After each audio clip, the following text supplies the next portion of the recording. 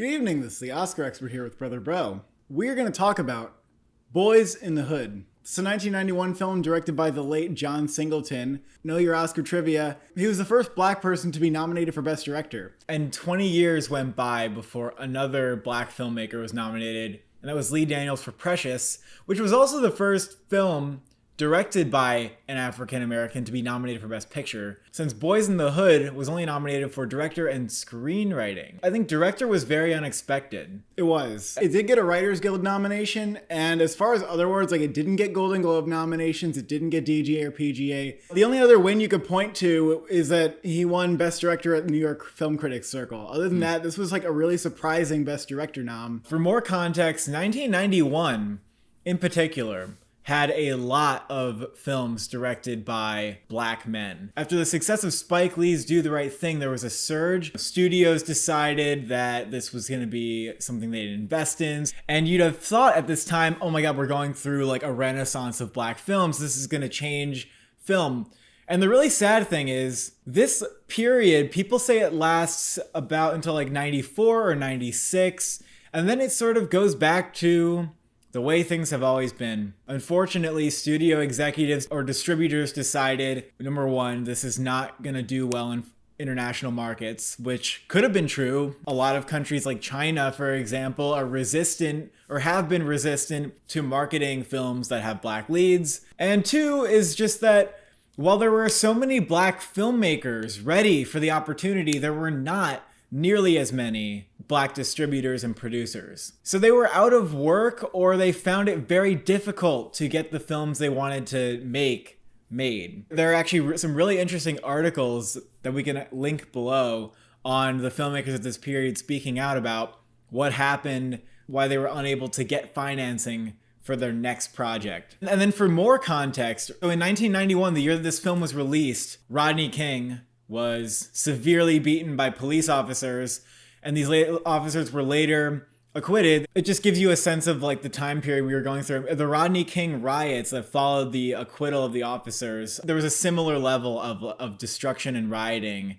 Maybe not as widespread, but certainly in Los Angeles. There's actually a period, again, I'm saying, step forward, step back, from the 70s until the 90s was a sort of step back for progress in terms of African Americans and their ability to live in an equitable society. They had basically been pushed due to redlining, gentrification, and just outright discrimination, inability to get loans for their businesses, companies not wanting to invest anything in these poor communities. So cities were even further segregated. This is the reason that gangs came up in the first place.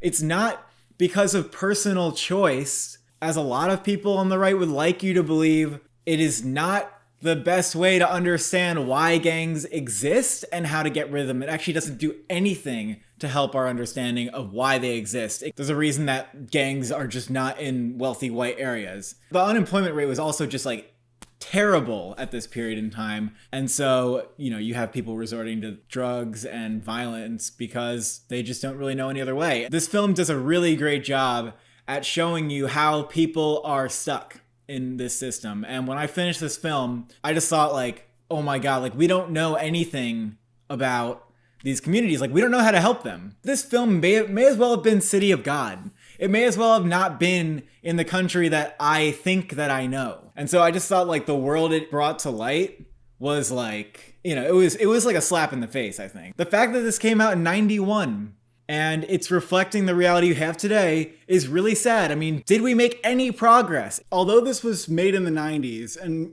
we feel like we've had progress since then, we still don't really get stories like this that actually take place in the most ravaged black communities. John Singleton, not only was he the first African American to be nominated for Best Director, but he was also the youngest. He remains the youngest person to be nominated for Best Director at 24 years old.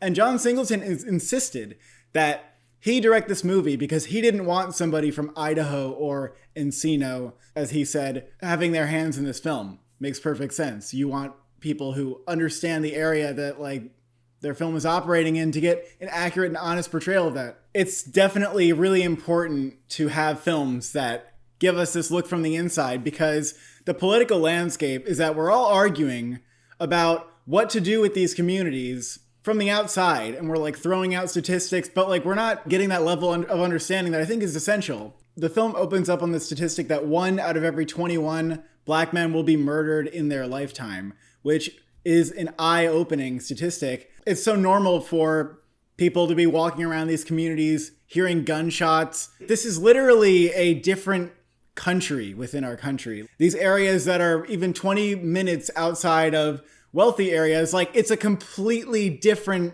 thing. They're basically living within like a sort of minefield where there's very few avenues that you can go down that don't lead to like destruction. It feels like the world is against them, basically. The society that they're born into is not one that is working to help them out.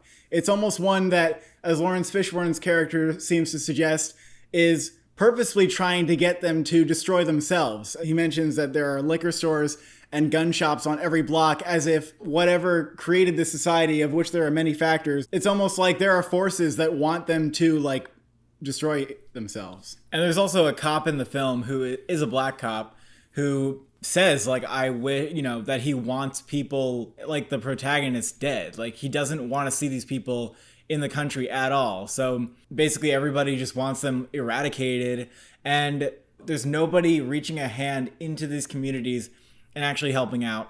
And really what the police's role is eliminating these people like they are parasites. People can correct me if I'm wrong, but I believe this was before black on black crime was turned into this really negative and like nasty talking point. People use it to get to the conclusion that folks in these communities are just making poor decisions. But the film actually had like sort of the reverse effect on me. I mean, it made me see the black on black crime issue as a real issue we want to take seriously, but one where we want to take it seriously by arriving there with empathy. And understanding how we got there. Yeah, exactly. Too. Like understanding the history behind it. I mean, it's disgusting. Like Trump literally tweeted a black on black crime statistic, and I don't even think it was completely true. I think it was exaggerated. Basically to show black people are violent. Black people are, instead of saying a lot of black communities are completely neglected and just like pushed aside and forgotten. So part of this film that felt unique to me was the fact that it took on gang violence. I feel like films today would be hesitant to do that because it's been so hijacked by negativity. The way that we see gangs, we want to eliminate them, but that is not what this film is trying to get you to see. It wants you to have empathy for every person who is killed in these situations, and it wants you to take their lives seriously. Like, you have to think about it like people being products of their environment. The amount of shit that your life can get if you are born to like a rich white family by making very poor decisions is not that shit. But you can be like way above par in decision making in these communities and still get shit. Yeah. The tragedy in this film is that a character who is actually trying his best and making really great decisions with his life in order to attempt to get out of this situation is a victim of violence. It says that you can try all you want and you still might get screwed over. Like, you still might not be able to climb your way out. The whole movie is kind of centered around like someone who's trying their best to make decisions that will lead them to a life where they can get out of this place. He has circumstances that make him very lucky where he's able to make some of these decisions, but we also see and empathize with people who just, not even necessarily by fault of their own, like can't make that. It's just an outright anomaly to be this main character, to be lucky enough to escape. This character did have more privileges than like the average person in this movie because he had a mother and a father figure. A lot of these people do not have that. And there's also really interesting conversations where he and his father, who is very supportive and loving, is giving him advice about like using condoms. Think about the consequences of like having a father that goes to jail or is killed in gang violence. Like, a person not being there to teach you life lessons is like a really giant issue that could impact your life. Like, it could be the reason that you have a kid when you can't really afford to have a kid. And then that could put the next generation out of a father. It really touches on like kind of every issue or every single way that living in these conditions could produce like obstacles. I mean, it's kind of crazy how this film came out in the 90s, but there's no way to watch it and be like, well, thank God like those times are over. You know, you can watch like a civil rights movie and be like, well, we don't live in those times anymore, so that's good for us. But this is not a movie where you can do that, even though it was almost 30 years ago. Some critics at the time said the film, it wasn't pointing the finger at white society.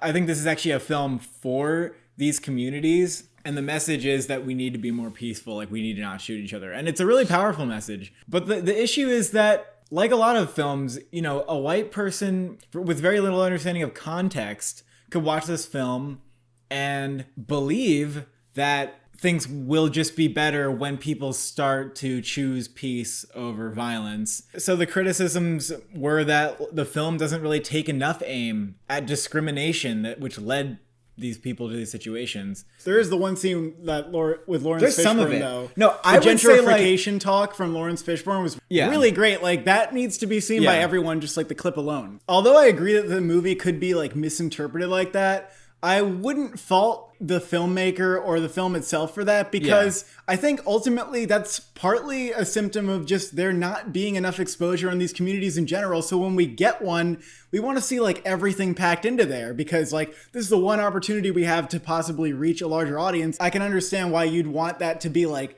the perfect thing, like the perfect message. But in a better world, there would be a movie that shows that really well, and there would be this movie, which, like you were saying, maybe is a movie where the director is like speaking out to the youth. Even still, I think that someone would be better off seeing this film than not in any case. I totally agree with that. Because you're immersed in this world in a way that I haven't seen in any film. Like, even this decade, like, rarely do you see that. They make it really like gut-wrenching when violence does happen. It's not a movie where, oh, it happens so often we're just desensitized to it. Like, it was very unflinching, I thought. The scene that you're referencing to was quite heavy emotionally.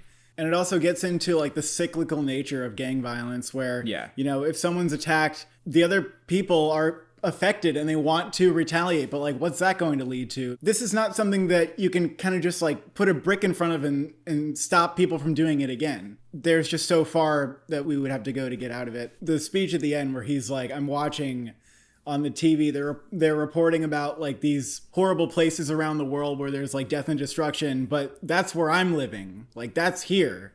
It's in the middle. It's like in LA. Yeah. It's kind of insane. Yeah. The ending with Ice Cube saying like the media either doesn't know, doesn't show, or doesn't care about their communities. Like, it's true. Like, we literally don't know about this. And the reason we don't know is because most people don't care. And these characters, like, they want help. They really need help. Like, they're desperate for another way. Nobody thinks it's cool to be in a gang. Nobody wants to do that. Like, people just want to be safe. And when you're in an unsafe neighborhood and cops can't protect you from murderers, then you have to resort to potentially using violence yourself to protect yourself.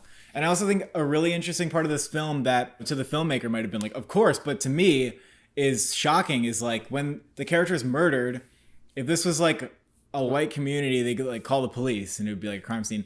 They carry the dead person home and like put them on the couch. They probably did not go to the police because it would be almost like counterintuitive to go to the police. Why would I go to the police? They don't really protect me. It's this problem of lack of policing when it comes to things that actually keep us safe, and over policing when it comes to things like petty offenses and ways in which you can put somebody in jail for or pull them over at a traffic stop or for possessing a firearm. Yeah, I mean, it's time people start like giving a shit about these places. Yeah, I thought the film overall was like really great. This would be in like one of my top films for like any year, I think. And maybe more so than like any other film. It made me do a lot of reading about gang violence and like the reasons this happens. Cuba Gooding Jr., very, very good in this movie. Yeah. Lawrence Fishburne was also a highlight, I thought. The cast was like overall pretty good. Thank you for watching. Thank you for subscribing. Is there a boy in your hood?